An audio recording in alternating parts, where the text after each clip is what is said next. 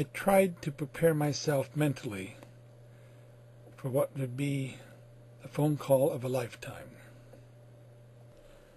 I was ready for the effort to be called off at any number of stages, but I really was not ready for the call to last over 2 hours, and more than half of that time to be used up by just trying to get Russia to provide me with an English to Chinese translator.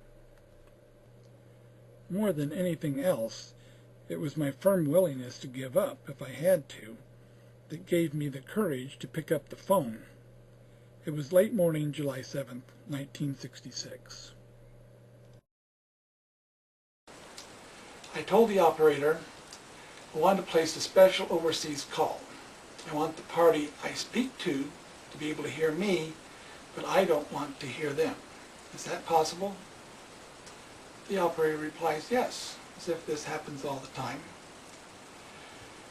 I asked to be connected to the Russian FBI.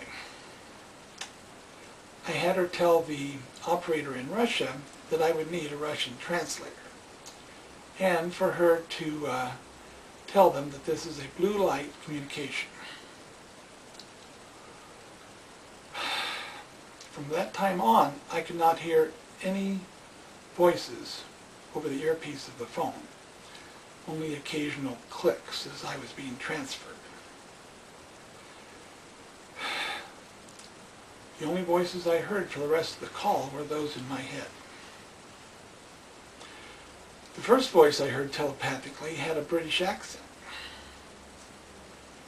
I explained that I was trying to connect to Russia.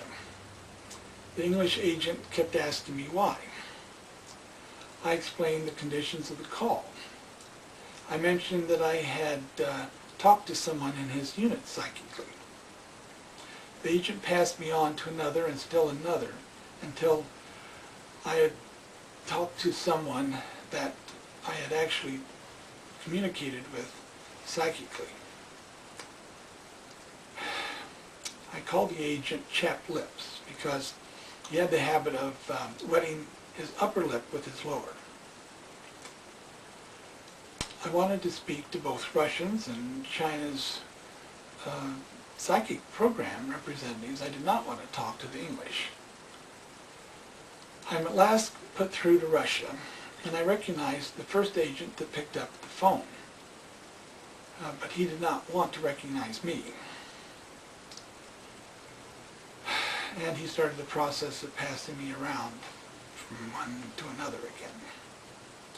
Finally, I was put on a speakerphone, and a small group of people could all hear me at once.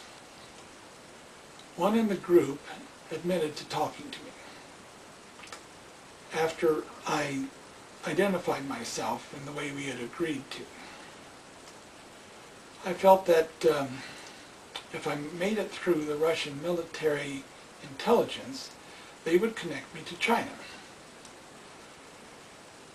They wanted to know about what had led me to this.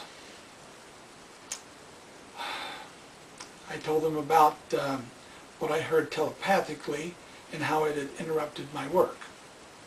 They wanted to know if there had been any changes in my work area recently. I told them about the microwave dish antenna. They were very interested in that. I told them that the radio was making unpredictable sounds. As an example, I mentioned hearing parts of a talk by Dr. Joyce Brothers. The next voice I heard was a woman, and I could tell that she was a psychologist. "What do you want to talk about?" she asked. I told her, "Why don't we talk about the psychology reports you write on the people in that unit?" "You're very clever," she said. "You're very pretty," I said. She thanked me and I thanked her, and I didn't hear from her again. They asked me how I could be tested. I told them to say a list of prepositions in random order, and I would repeat them. Once that started, it went on for quite some time. Finally, they agreed. I made translation arrangements with the Russian translator, and they eventually passed me on to the Chinese.